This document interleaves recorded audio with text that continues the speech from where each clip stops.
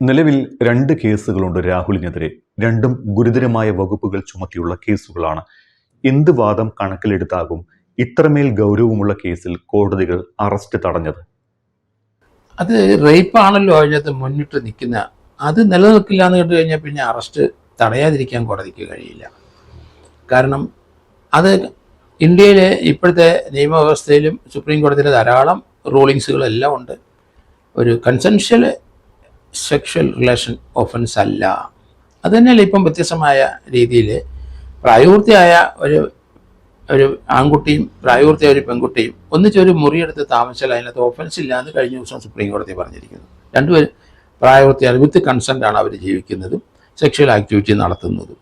അതൊരു ഇന്ത്യയിൽ ഒരു ഒഫൻസ് അല്ല എന്ന് തന്നെയാണ് സുപ്രീം കോടതി പറഞ്ഞു വച്ചിരിക്കുന്നത്.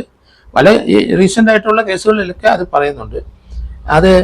അത് തന്നെയല്ല, ആൺകുട്ടികളുടെ കല്യാണം കഴിക്കാനുള്ള പ്രായപരിധി അത് 21 വയസ്സ് തന്നെയാണ്. 18 വയസ്സ് കഴിഞ്ഞ ആൺകുട്ടിക്കും പെൺകുട്ടിക്കും ഒന്നിച്ച് ജീവിക്കുന്നതിന് തടസ്സമില്ല. വിവാഹം കഴിക്കണമെന്നെങ്കിൽ ആൺകുട്ടിക്ക് 21 വയസ്സ് കഴിഞ്ഞിരിക്കണം, അല്ല 21 വയസ്സോ അതിൽ കൂടുതലോ ഉണ്ടാകണമെന്നാണ് ഇന്ത്യൻ നിയമങ്ങൾ പറയുന്നത്.